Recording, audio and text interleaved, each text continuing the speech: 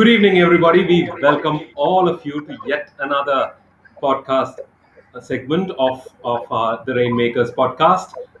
Today, we have a very special guest. As you all know, the second season is all about harnessing the potential of people. We have been speaking to leaders from various industries to get to know, to learn from their experiences and knowledge how to harness the potential of people at a time when we all learn the importance of harnessing the potential of people.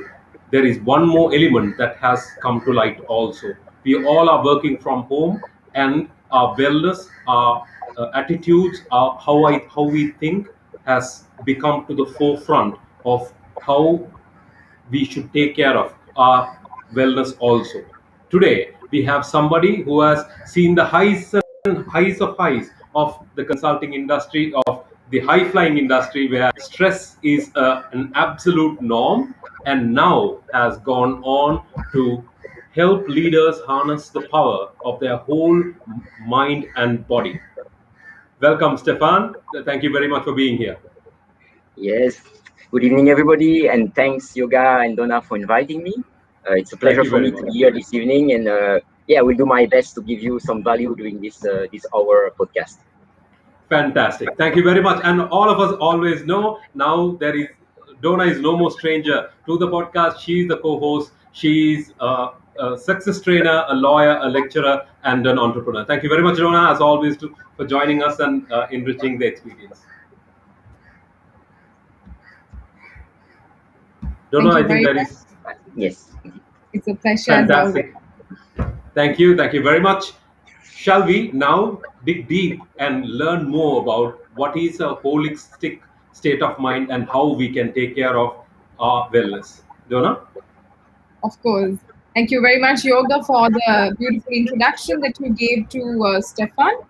And as Yoga said, Stefan, I'm quite interested to know that you have left a high flying career in consulting to become a transformational lifestyle coach.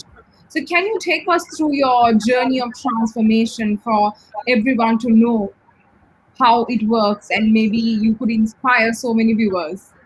Okay. Yeah, I will try to cut a really long story short, or at least not too long. But I understand that where you come from, being in the consulting business and becoming a holistic health coach.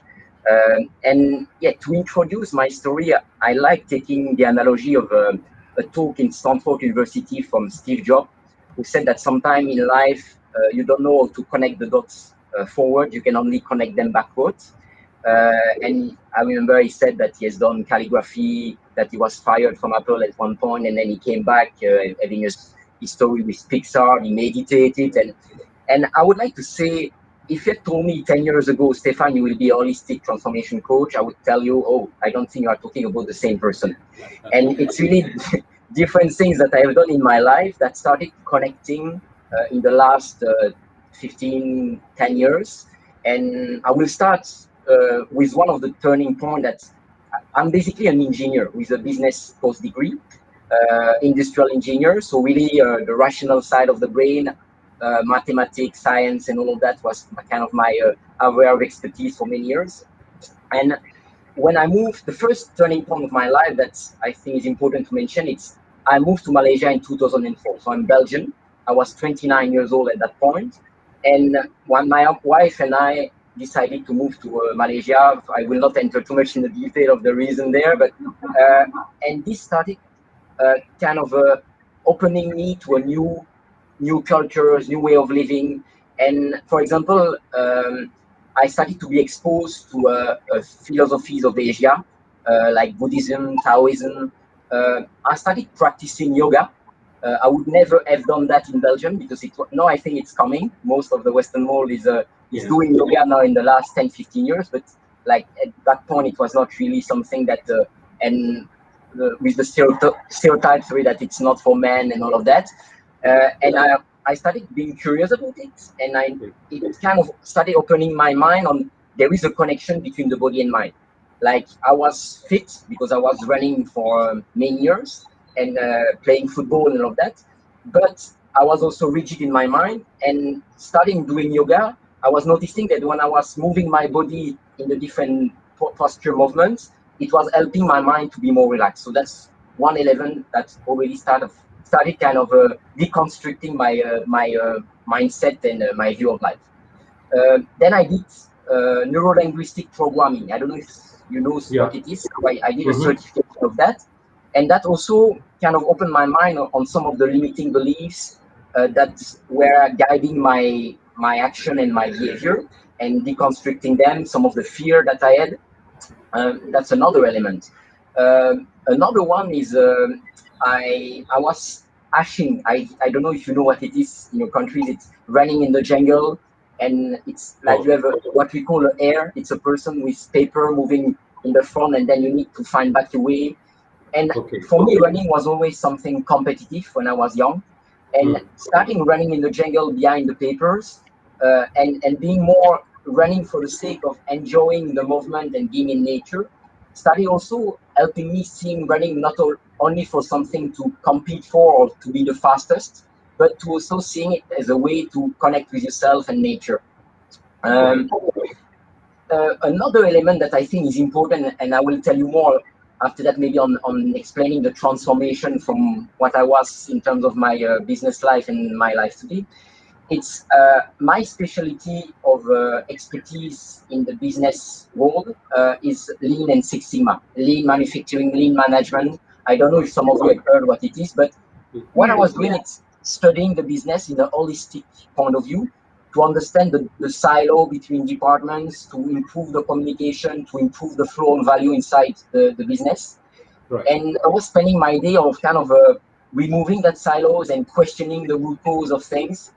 And I started also having the same kind of mindset for my body. Uh, for example, like I take a business example. You might have the best machines and high productivity in your shop floor, but if you produce bad quality products, if you produce products that after that are not needed by the customer, if you don't think properly the flow of value of this product, you create, you push on the brake and the accelerator in the same time, and you destroy value. So you increase the cost of what you produce because you don't have a good overview of how everything linked together. And Correct. I started noticing that, yeah, I was running, I was practicing yoga, started meditating, and I will tell you the second turning point is soon as well. And all of that started maybe making me seeing all my different activities and behavior as also something that is interconnected. And the way you move your body will impact how you breathe, the nutrition, the sleep, and everything is in the same time an input and an output of a big system that you can see at a human level the same way that you can see in a business level. So if you help yourself improving some of the elements, uh, you will create positive connection if you do right behavior and negative one if you don't. Okay, I don't want to enter more on the details now here. I think I will go We later will probably for definitely the discuss in question, detail. but Yeah. at least you understand already the link between my business Lean Six Sigma elements and what I do now. So uh, yeah, I mentioned already a few things that I done, and then one of the other element that for me was a key turning point. It's in 2013. My wife is also in the consulting work. She works for McKinsey and Company. I was working for Accenture at that point, and one of the partner of McKinsey and Company had done a 10-day Vipassana meditation retreat and written a book about it. The Right. Equanimous Mind. It's and by reading this book, it's like an explanation day by day of the 10-day journey of going through this Vipassana. I noticed that there was something that was attracting for me, and a lot of the uh, element that he was mentioning, he was trying to improve or get outside of this Vipassana retreat. I had similar dots that I wanted to take as well, and I decided to take 10 days off and go for a Vipassana retreat. And I did two. And the first one was in 2013, and there I really, because you, the only thing you can do during these 10 days is meditating. You cannot have any phone, you cannot talk, you cannot read. It's like you have to be with yourself. And Can't even moving, think about it, Stefan. It's even difficult to think about living a lifestyle even for 10 days like that. Please continue. I can say it's challenging. It was less than I was thinking, but it was challenging. And if you have questions later, I might enter more in details for that. But there, I started noticing that a lot of the things that I'd somatized inside my body started to go out during that retreat. Like I felt during a few days that I had deep pain in my back, and I was practicing what we call equanimity. So it's observing that without reacting to it. And after a few days of feeling it and doing my best to stay present and avoid ruminating about it, I felt like a deep inner heat inside, and then all of this evaporated, and I felt when it happened like my mind was clear, and I felt good, and I felt like rejuvenated, I would say, from this experience. And so I came back from it. And when I came back, I also noticed that some of the things I was doing in my business life was not really aligned with my deep inner values. And I questioned it, but then I went back to my job. And 1 year later, I decided to start a new retreat, but taking 3 months off from my consulting career, also to write down my experience on how I started incorporating running, mindfulness, some nutrition elements, some yoga elements, some lean way of holistically analyzing and dealing my life in terms of my body experience. And yeah, so I wrote down that I wanted to do a book, but 3 months was not enough. So I did a big deck like consultant can do. And some of my friends at that point told me, yeah, it's really interesting, your slide there and the different pillar that you have described and how you live, but does it work with others? And some of them told me you should test with some of us. And I said, yeah, that's a fair point. And in January, no, it was in September, October 2014, I started that was a 15-week program, my first draft of it. And some people were never, that was called the Tao Running. And the first one was the Tao Running 15 weeks transformation program. And these people were and never run in their life and never meditated, or I mean, maybe some of them had touched a bit, and they told me that they felt so good during that program. Some of them started running even half marathons, and starting implementing the different techniques that we discussed. And it gave me the inner feelings that, a drive that was growing inside me, that I wanted to do something with it. And I tested it with another group of lady, and same kind of feedback. And I was 40 years old at that point, so now I'm 46. And you don't look the like midlife you don't crisis. look anything more than 26. My wife is telling me, Stephane, I think you are just in the midlife crisis. But that's okay. I think if you don't, I mean, she encouraged me to test it, because she was feeling that if I was not doing it, I would have regret maybe one day. So I decided to quit my job with Accenture and to launch with a leap of faith what was the Tao Running program and becoming my main business. So I'm lucky. That's also something that my wife gave me the opportunity of taking care of the financial element at the beginning. So that's also something that's important to mention. It's I'm not sure if I would have done it if I was on my own. I don't know. That's something maybe not so early, but I would definitely have continued doing something like this. Yeah. And that's where I am now. I started with the Tao Running, and then for many years, the first 2-3 years, it was purely on combining running with mindfulness and nutrition. And then also I started noticing that I had a lot of CXO joining my program in terms of the running, and I'm noticing the benefit that they got in their business life in terms of the stress management, in terms of brain performance, creativity, intuition. And that's where it gave me the idea of launching the Tao of Peak Performance, which is another program. And the focus is not so much on health well-being through running and mindfulness, but more on how you can use similar pillar. I can talk later maybe about it. Sure. But on the focus on how they can improve their fitness, their health, and brain performance to perform at their best and feel happier in their job and all of that. So I know I talk a lot. So maybe the last point I want to mention in terms of this story, No, please do. it's that there is a common point, I would say, even if it seems to be kind of opposite career, but there is a common passion, which is transformation. If I take a step back, I was passionate, and I'm still passionate about the lean philosophy. That for me is a strong philosophy of management that is not always well applied, but a strong principle, and is really deep in terms of people development and business practices. And I kind of move my focus in personal development, in personal well-being, but using a similar view of the lean principle applied to improve the life of people in place of profit and loss of businesses. And I can say that's my continuity. It's I keep being passionate about transformation, and of course the sense of purpose you have on seeing the benefits you make in life of people is kind of making you waking up in the morning full of energy and motivation as well. Yeah. And I Fantastic. Beautiful.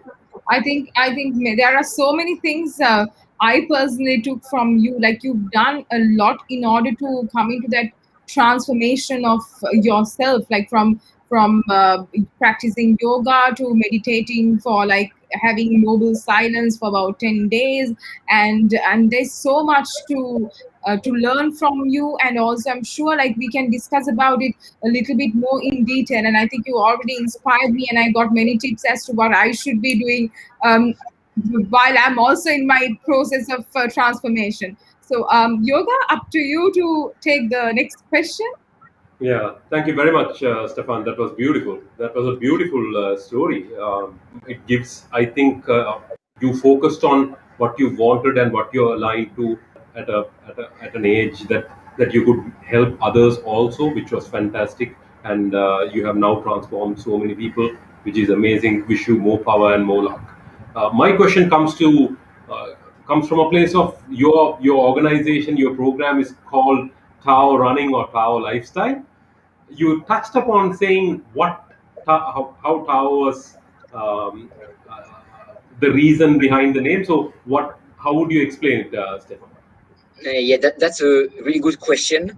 I would say there are two or three main reasons. The first one,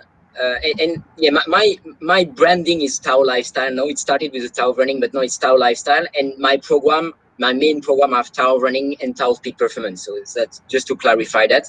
But the common point is I wanted to name it the Tao. There is nothing religious and in it, but I liked some of the principles that are part of the Tao philosophy that I find are really relevant in our modern world and are relevant to to focus on, I would say. And the first one, it's the yin and the yang. It's that aspect that in my program I teach people to move their body in a healthy way. So it's an action. It's like the yang element, but in the same time training the mind to be more still, more present. So it's putting the mind in the being mode while having the body moving, and the action is the action of the body co-rising with the stillness of the mind. So that's one of the first elements, like the yin and the yang.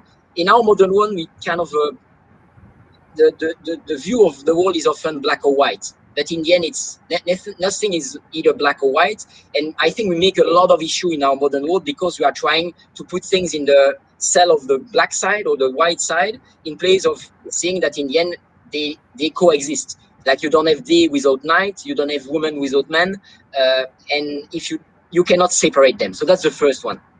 The second one, it's one of the Tao principles, is about balance. Everything is about balancing, and you can balance the energy in your body. You can balance your mind, you can balance your nutrition, and all the pillars of my program have this component of balance. Like I give you an example of the body. If you want the body to move in a healthy way, you need to stay relaxed, but focused and present. So if you are too relaxed, you lose the presence, you lose the strength, you lose the performance element.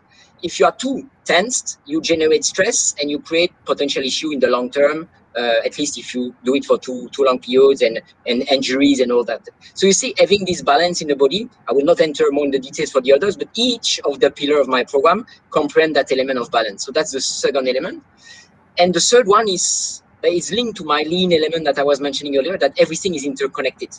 You can see that at the universe level, you can see that at the planet Earth level, and at the human level is the same.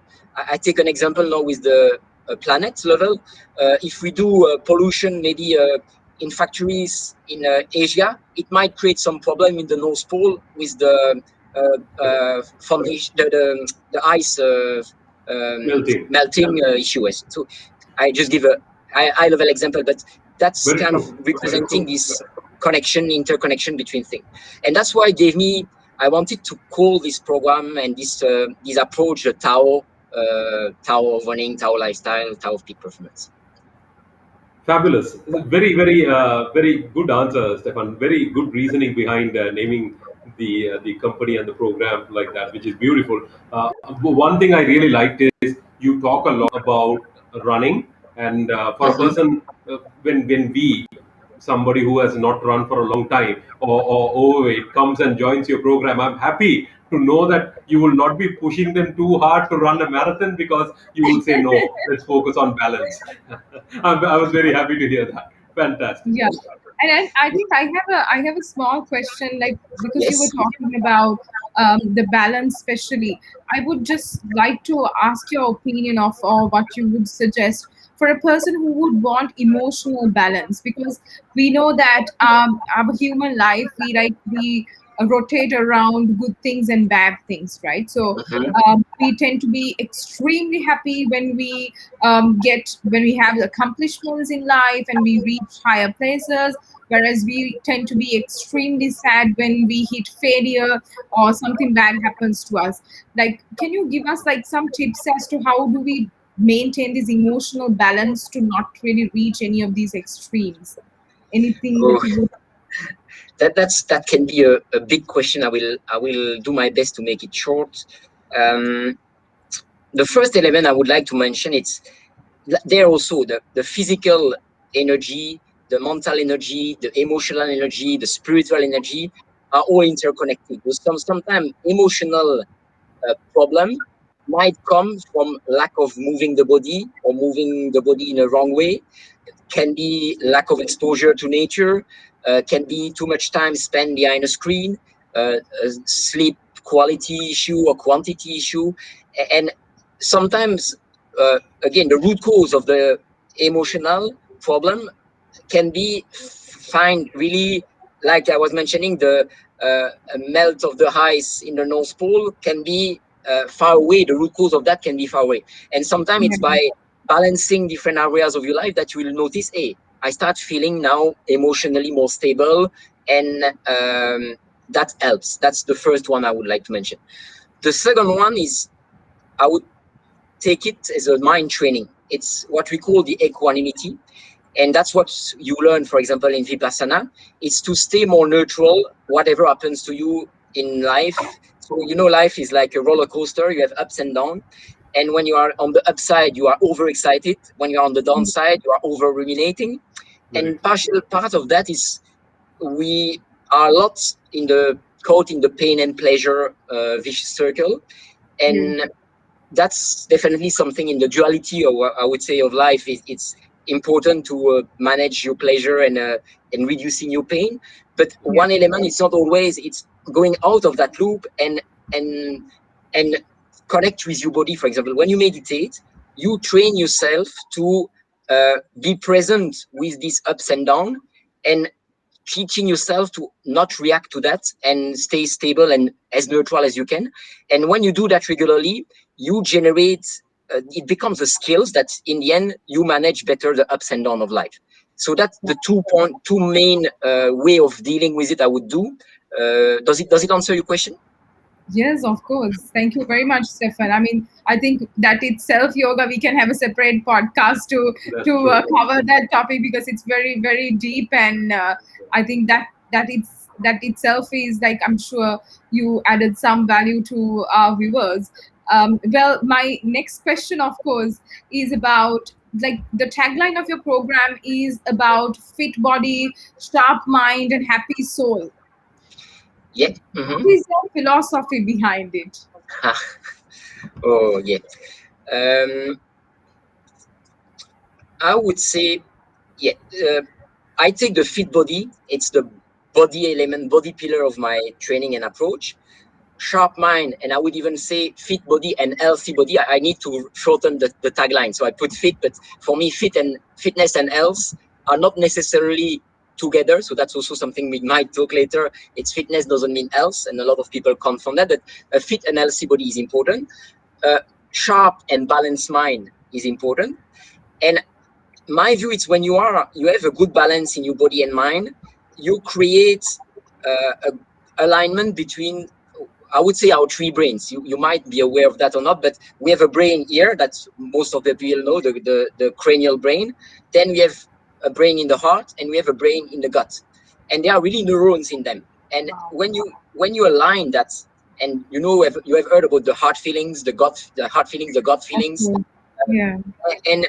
and when you combine and align well your body and mind, you the happy soul becomes like an outcome of the fit, healthy body and balanced and sharp mind. Does it answer what you want to know? So, and the tagline is really because I would say fit body, sharp mind are kind of inputs that lead to a happy soul.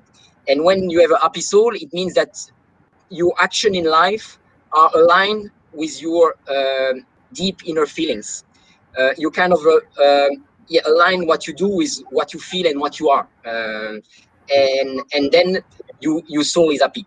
I would say an unhappy soul, it's typically somebody who is doing something in his life and feel empty or feel that inside something is not right, or because maybe they break some of their inner values. And when you have a fit body and you practice mindfulness and these kind of things, it helps yourself to kind of first being aware of what's important for you, and secondly aligning your action with that. And then, I mean, life start to become lighter and happier, and yes. Yeah, beautiful. I really liked the concept of the three brains that you just spoke about. I think those are like, I mean, the fact that you're focusing on this fit body, sharp mind, like thinking about it and how it comes in alignment itself gives me that blissful feeling that I would love to experience it one day, Stefan. So Thanks. very well done. Thank you very much for doing that. And also, I'm sure like the programs that you're doing are quite definitely transformational. So kudos to you for that, and kudos to that philosophy itself.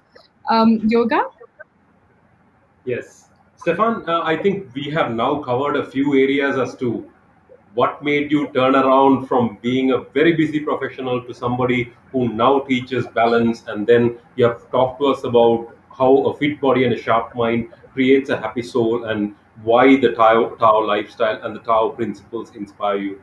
Amazing. I think before we move on, we should definitely know, as a person who trains CXOs, leaders of organizations for so many years, what are some transformations that you have been able to create, and what are some feedback that you have received that we all can take and be inspired by? um, Yeah, I think on that, to answer, I will try to categorize because there are different transformation in different Sure. areas. So maybe Please. um, yeah, I will start maybe with the essence of where I started and the Tao running and the running element. And on that, I have a story of Rohit, who is a Indian. He was COO at the point he did my program. He became CEO of an insurance company in Malaysia since then. And Rohit was had never done any sport in his life, and he Right. was in his 30s, and he was telling me that in India it's something that is aligned with you as well, in your country, but Yes. you don't do exercise when you are young. It's not part of the, I mean, it's not really something that is integrated like in the Western world. It is more since now I would say 20, 30 years ago. And and he wanted to. He was overweight, and he wanted to lose weight, but also having more energy during his day. And he started with not at all having an expectation of doing 10 kilometers or a half marathon. But little by little, he did the program, and he started, as you said, if you have never run in your life, it's not about having some performance goal from the beginning. It's setting the right foundation and improving little by little with the continuous improvement mindset, starting where you are, improving your running techniques, improving your breathing techniques, improving your brain training and nutrition elements. And little by little in the program, he started running first, walking, running. After a few weeks, he was running 3-4 kilometers. After 3-4 months, he was running 10 kilometers. And then he decided to do his first half marathon. And he ran like 10 half marathons since then. Amazing. And he told me also that during the COVID lockdown, the fact that he had done that, he continued running even in his apartment to stay mentally healthy and making his body move in that period. And that's part of the reason that he moved to the next role, sea level. Of course, it's difficult. It's not tangible on how to measure it. But he said there are probably some element that the fact that I had done that program gave me the boost and brain power to make it happen. Sure. So amazing. So that's one example of a that's one, person who yes. has run and transformed when didn't even start running till they met you and then have transformed themselves, which is amazing. Which is And he amazing. lost 20 kg on the during the. I Wow. mean, within 6 months period, he lost about 20 kg. So that's also That's something. amazing. So the weight loss combined with the Amazing. running. Another study that I find important to share because it's purely on the health side. This one, it's a French lady. Her name is Elodie, and she got she has a lung issue. She has emphysema, so it means that the upper alveoli of the lungs are destroyed. She was smoking in the past, and so she cannot use that part of the lungs anymore. And she had started running a few months before that, and she started enjoying it. But the doctor told her, the pulmonologist told her, I think running is too intense for you. You should stop doing it and just walk, but do some lighter activities. And for her, the fact that she had already started enjoying the movement and the running element, she came to me, and what I noticed is she was a mouth breather, so breathing by the mouth in place of by the nose. Okay. And this gave me the kind of idea of, I think there is a way of retraining, a way of breathing that in the end, if she used differently the breathing to make it happen and improve his breathing process when she runs, she might be able to restart running.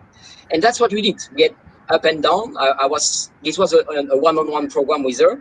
But I was kind of coaching her and helping her removing the challenges on the way. And within a few months, she was running like 7-8 kilometers per week again, Wow. and finding that she was feeling better. Then she went back to the pulmonologist, and the pulmonologist told her he couldn't believe that she had improved the VO2 max, so it's the capacity of the breathing, and she had improved a few 7 or 8 points if I remember well. So she was kind of having normal breathing, even if she had I mean not like athletes, but like a typical normal person breathing, even if she had this problem. And Yeah. after that, Amazing. she was also pumped up by this news from the doctor, and she decided to prepare for the half marathon of Angkor Wat in Cambodia. Wow. Uncle And Rod. she Yes. ran it. It was 2 years ago now. It's in December 2 years ago.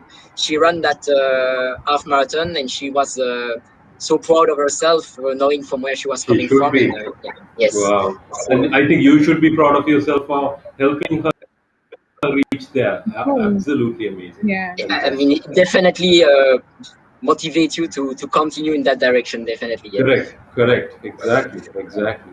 Amazing. Dona? So I mean, I have many, but another one may be a business person, and that's also why I want to mention it, is because it's my previous career counselor in Accenture. So Okay. when I left Accenture, he was my career counselor in Accenture. And Right. during the COVID period, he took like 10, 15 kg. And he said, he told me, yeah, the stress was high, and the fact that he was on Zoom back-to-back calls and all that, he wanted to do something. And he said, okay, Stephane, I would like to test your program. And the main objective was, I want to learn how to run to avoid injury and to lose weight. And I told him, yeah, I believe you will have that, but you will have more than that. And he did the program, and he came. I mean, now it was in January, so he did the program from January this year till March this year, and he has lost about 10 kg during the program, and since then he has lost five more. So that's the first Wow. objective was met. He enjoyed running. He doesn't get injuries. Like in the past, the fact that he was overweighted and he didn't have the right technique, he was often injured or had some pains in different places. And what I find for me, the most important one in my view, is that he said he was purely a rational left brain person, purely on the IQ side. And now he meditates, and he told me that he finds he has so much benefit on balancing better his brain and having now some tools Amazing. and techniques that he can use in his day-to-day to manage better his stress and be more creative, be more intuitive, and this kind of things. Amazing, amazing, Stefan. That is beautiful. I think three different examples from three different sides of the world, different kinds of people. Amazing. Congratulations. I think you have about 300, but then these three are show different elements of what you have done and how you had been able to contribute. Amazing, Yeah, amazing. Inspires us. Dona? beautiful. But And Yeah, Stefan. I think Stefan wants to say yes. maybe one I can, because I would like to make a link with your podcast as well. And Right. you got in the podcast a few weeks ago, Dr. Marvir. Yes, Dr. Manvir. Yeah. I know well Dr. Marvir in Kuala Lumpur. I mean, I know him. We had a few discussions together, and Right. I can tell you I'm really aligned with his view of nutrition, and I kind of move and with this principle as well. And Yeah. I got somebody, her name is Fatima, and she also did my program with the objective of losing weight. She was at home, and her children had moved to Canada and Belgium to study. So she was kind of feeling a bit alone, and she had taken weight due to emotional eating and that kind of things. And she did the program with me to lose weight. And she lost, I mean, she started running regularly, similarly, and she lost about 20, 25 kg with the program and the following months. But after that, she wanted to go deeper on the nutrition side, also in terms of implementing ketosis. And I gave her my view on it. I gave her what I know about it, but the question that she wanted to answer were too deep for me. So I decided, okay, go and check with the Dr. Marvir. And she Yeah. went to Dr. Marvir, and now she has lost 48 kg since Wow. that. It's so like half of wow, her, she has Amazing. lost half of her weight within like a 9-10 months period. that's That's amazing. amazing.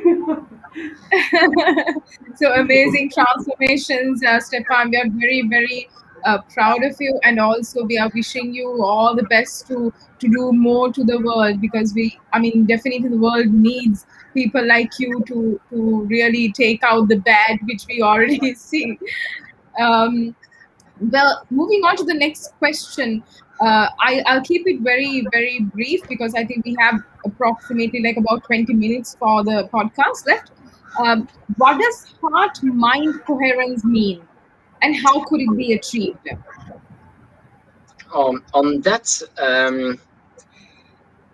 I mean, the Heart. I don't know if some of you have heard about the HeartMath Institute, and this name of the heart coherence come from the HeartMath Institute, and uh, the it means that the brain, like the tree brain I was mentioning earlier, Yeah. have a good interconnection and a good alignment. And I will take. There are many different parts of the nervous system that are involved in this, but I just want to simplify it and give you an overview of it. It's when you have a good coherence between the heart and the mind. You are clear in your mind. You feel relaxed. You feel well in your head, and you feel good in your heart as well. But Yeah. you can help the brain the cranial brain by changing the way you use your heart. Like, for example, practicing gratitude can generate a positive element in terms of the heart coherence that generates relaxation of the mind through the nervous system. Right. We have another element. It's mindfulness, for example, can help uh, calming down the nervous system, and then the heart feel in security, in safety or security. And when the heart feels safe, you are not in the fight or flight, in the stress, and you are more able to connect to the right side of the brain that in the end make you having positive emotion and positive feelings in your life. And there is a way of measuring this coherence. I will try to make it as short as possible. It's what we call the HRV, heart rate variation, because when your heart let's say that you have 60 beats per minute. Like now you are resting, maybe a bit less, maybe a bit more. But in between each of these beats, you have a different difference of duration. It might be, let's say, 100 milliseconds between beat 1 and beat 2, then 200 milliseconds between 2 and 3. And that's when we have a high heart rate variation, so high variation between each of the beats, it's a sign of good coherence. It might seem a bit counterintuitive, but yeah, the high variation, it means that your coherence is high. And when you have a low heart rate variation, it's typically a sign of stress. And you can measure this heart rate variation with like something like this. It's a ring, but you have also watches that can do that. And it's a sign. What we have is we have the longest nerve in the body is called the vagus nerve. Maybe you have heard about this. And this nerve goes through the brain to the lungs, the heart, the gut, the different organs, and it collects information from all over the body. And this will either put you on the stress side or on the relaxation side. And when you have a good coherence, it means that most of your system are working well. Like, for example, if you have eating too much of the processed food, you might have inflammation in your gut, and this will generate a negative. It might be because you are too stressed in your mind. It will have a negative impact, and all of this will play on the coherence between the heart, the brain, and the gut. Am I not too messy in my explanation? Did you get what I was saying? Okay. So that's how I would describe the coherence. It's when you have a good alignment between your various systems inside your body that make you healthy, happy, and then the coherence is a result of that. Wow, that's amazing. I mean, there is a lot of technicalities to it, but then I think we kind of understood what you were saying. So this is like, I mean, I kind of feel yoga. We need to do another podcast to really get a really Dig really deep deep into the understanding. concepts. Yeah, yeah, because they're very deep and there is so much to learn. And yoga, would you like to go for the next question? Sure. Stephen, you were talking about the right brain and left brain sides of how we operate, and you talked about how one person was only focusing on the left brain, busy work and all of that, and then you were also talking about the right hand side where it's creative and all. We have heard you talk about how intuition is a natural part of who we are, but unfortunately everything around the world now focuses on the left brain only. If these things happen, then this is what you should do, right?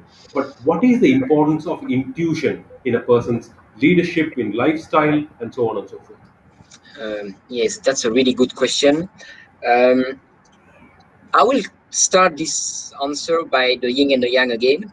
Okay. And for me, intuition is like the yin of the brain, and critical thinking is like the yang. Right. And the IQ is the link to the critical thinking, and the EQ more on the yang and the intuition. Right. And the fact that we are really busy today, and we are kind of taking the information from the outside, Yeah. reading email, WhatsApp, everything. Yeah. We take it from the rational perspective, Yeah. and the brain becomes really good at that. I mean, we become good at using the rationale and absorbing information from the outside. I would say that intuition is more allowing the information from inside to go out from your body to your brain. I simplify it just to make the explanation. Yeah. And two way of expressing it, it's the heart feelings and gut feelings. That's for me, Right. that's intuition. And Right. the intuition is linked to the subconscious mind. And you may have heard in the past that we have a lot of our intelligence that are kind of not at the conscious level. We have from some of the study, they say about 5% of our intelligence is conscious and 95 is unconscious. And there is a lot of things that are embedded inside you that can give you a lot of information on how to move forward in life and give you a perspective of how to analyze a situation or solve a problem. But if you don't allow this to go out, you cannot. And there is a property of the brain that is called the neuroplasticity.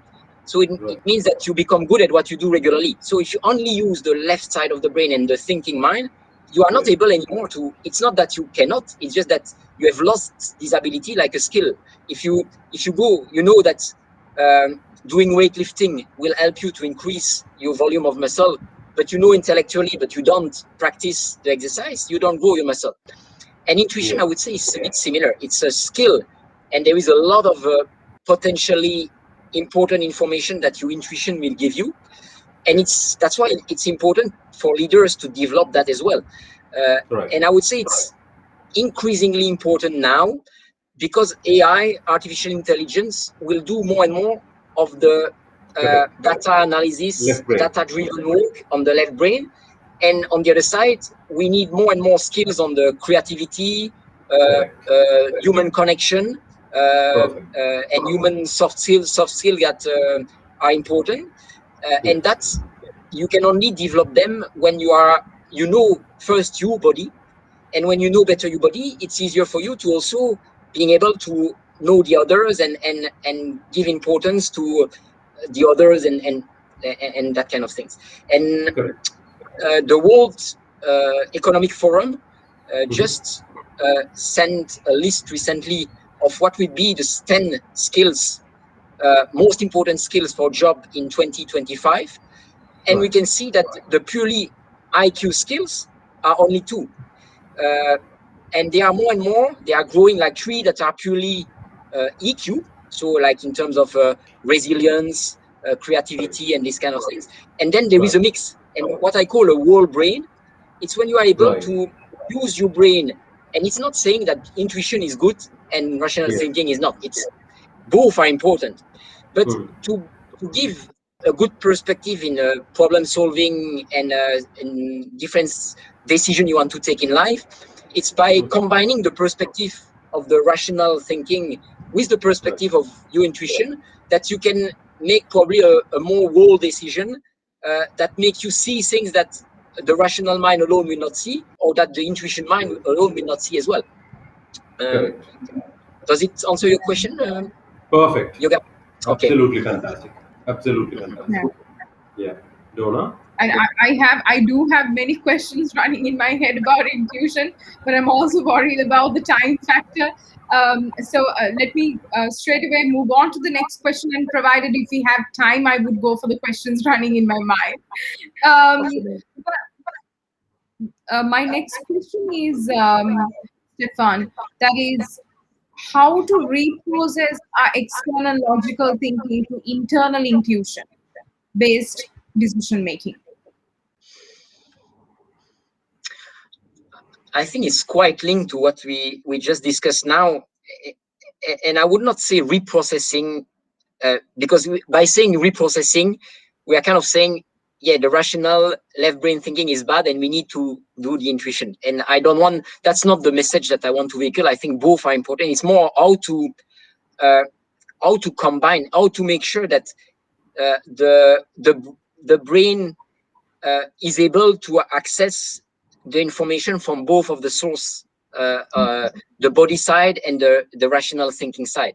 But now to connect better with the intuition, I would say there are some practice in your behavior that can help you doing that. And the first one, the most most obvious one is meditation. When you meditate, you purposefully reconnect your mind power inside your body. And by doing that, you retrain your your synaptic connection and your nervous system to allow that access to this intuition. Other elements, it's mindful exercise. Like when you exercise outside and you are connected with nature, you are present with your body, with the nature around. It allows yourself also to allow this connection with the intuition. When you sleep, when you have a deep sleep, REM sleep, it helps. If you have enough of it, it will help you to kind of allowing this coming to you. Some breathing technique also can help, like practicing some pranayama or different breathing techniques can help yourself to reconnect to your body in place of being lost in the chat of the mind. But I agree with you on the way we need to, the fact that we have an over information and too much coming from the outside. It's important to develop his personal practice to make sure that we allow that to happen, because else it doesn't happen by chance, I would say. That's where part of what we do in my program is to help people learning the techniques and then embed that inside their lifestyle to become habits that in the end, habits and routine and rituals that in the end help them for that to become more and more natural in their day-to-day life. Yeah. And I think you shared so many tips about how we can really build this intuition and then connect it at deeper levels. Like, can I just ask you, are there any particular types of styles of meditation? Because we know that there are different types of meditation. So, for this particular purpose of developing intuition, is there any specific meditation that the viewers can adopt? I would say mindfulness is different. Mindfulness of breathing, body scanning, it can help.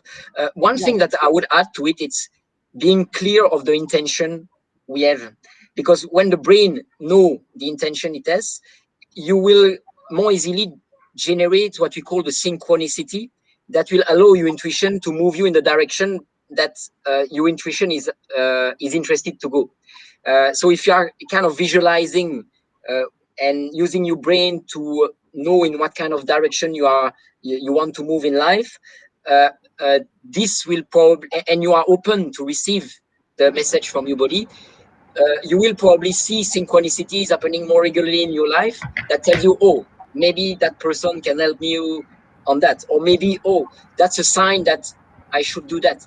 And Yeah. that's something that the rational brain will not take, because for the rational brain it sometimes doesn't make sense logically to do that, but for the intuition it will make sense. Yeah. I like giving a business example of that, of a story that I read about Steve Jobs in the past. And he was talking about why he took the decision to move forward with the iPad. And most of his team was against launching the iPad because they were believing that the market was not ready for that, or the market, that was not something for the market. So if he had followed the purely rational data analysis point of view of the team, he would never have started the iPad journey. And in the end, his intuition told him, yeah, there is something that I should do there, and there is something important. It gave him the perseverance to give life to that. And you see what iPad is today. And I would say even Einstein is another example that I like.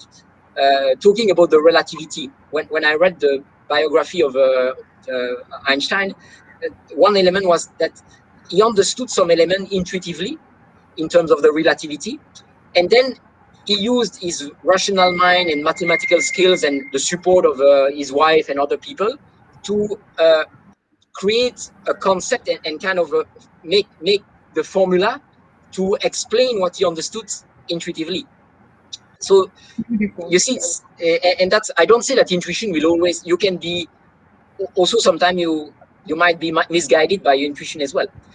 Or sometimes you believe it's an intuition, but it's biased by your rational mind as well.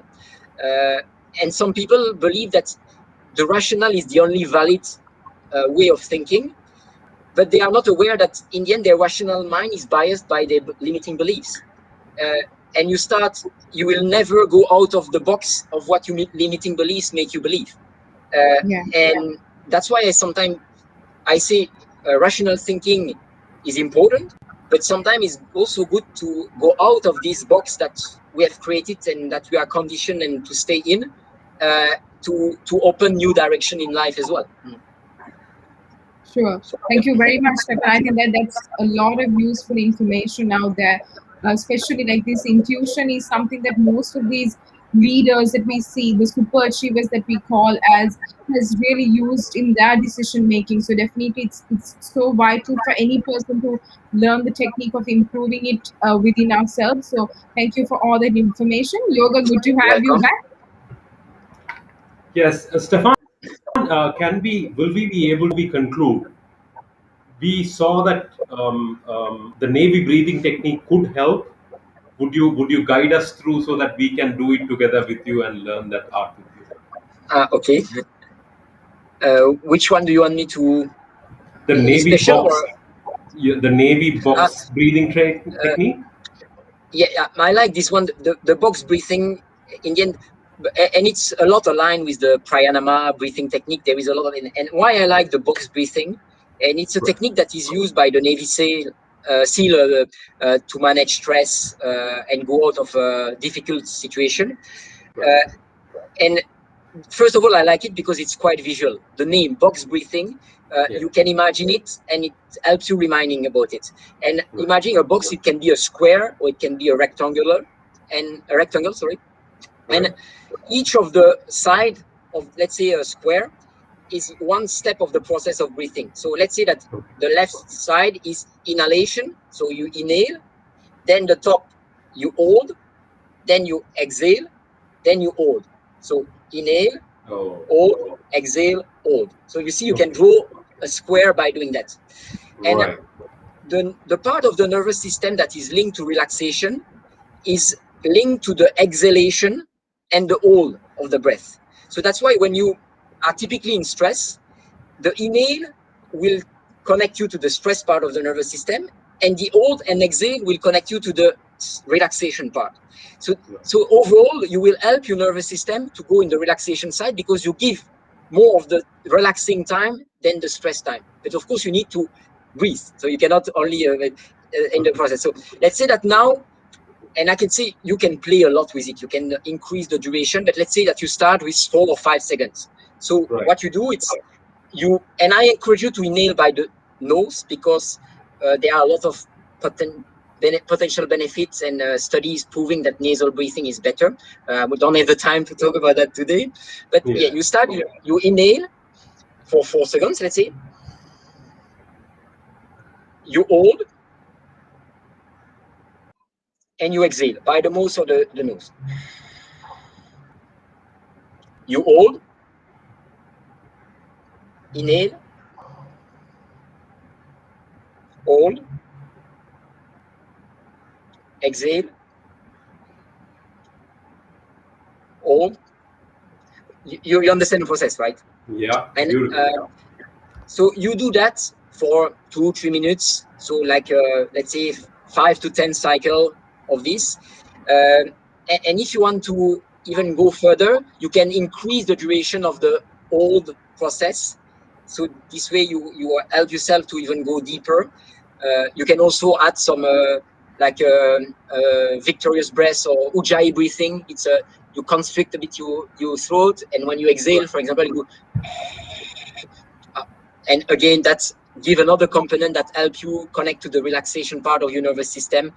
Yeah, but for now, I would say to simplify it, it's a Yeah. 4 square: inhale, hold, exhale, hold. And I really encourage you to use that kind of breathing when you are in back-to-back meetings, like you have calls and you don't have the time to go for a walk, but just practice that for 2-3 minutes in between your calls, and you will notice that your brain has probably feel more relaxed and more clear before starting your next call. Wow. That's Perfect. great. Fantastic. You're welcome. Dona. Yeah. I think we can do a conclusion now. We are almost like a few seconds away from the 1 hour. And thank you very much, Stefan. I think you shared quite a lot of information, which this is definitely an area that I'm deeply passionate about personally. like about meditation and the balance. So I definitely learned a lot, and I'm sure the viewers did too. Yeah. I would like to wholeheartedly thank you behalf of the Rainmakers podcast, and Yoga would also join in me making this entire transformation on in all the people. So kudos to you, and we would wish you all the best and strength to make a remarkable change in the world, because the world needs people like you. Yoga? Thank you very much, Stefan. It was beautiful. I think what you would say is you would thank from the brain, from the heart of brain of the heart and brain of the gut. From wholeheartedly, we say thank you very much. I think wellness is a subject that we should speak freely. And thank you very much for joining us and educating us and enlightening us on the subject matter. Hope to look forward to see you and welcome you back in the podcast soon. Thank you very much, Stefan. I can feel it comes from the heart, from inside. But thanks to you as well. I mean, thanks for inviting me, and also to make a difference. I mean, your podcast is definitely a great way of spreading the words, and that's where we'll maybe, and I hope so, meet an inflection point one day that more and more people are aware of that True. we have a lot of resources inside us, Yeah. and we tend to forget that, and in place of searching inside us the solution to our issue, we take from the outside. And sometimes it's good, I would say, it's to balance that. It's important, and stay responsible for our own health, well-being. Nobody can do that for you. Correct. And I would like to conclude maybe with one thing that I often tell the people who do my program. It's, if you want to feel good and be high performer at work and all of that, you have to take care of yourself first. Yeah. Because if you feel good and you are healthy and happy, you will perform well, and then you will help more and you will produce better what you need to do. And it's a bit like in a plane. They tell you, if you have a problem, turbulence outside, you put the mask on you first, and Yeah. then you are able to help the others. And I think it's important. It's not being selfish. It's just that if you are not feeling well and you are not healthy and happy yourself, you are not helping the others as well. So True. I hope that this message will also be interesting for some people. Fantastic. Fabulous. Thank you very much, Stefan. That, I think, is a You're beautiful welcome. place for us to conclude the podcast. And next week, Mr. Harinder Fonseca from Good People join us to discuss further about harnessing the potential of people. Thank you very much, everybody. Good night. Be safe. It was an absolute pleasure. Thanks. Bye-bye. Thank you. Bye.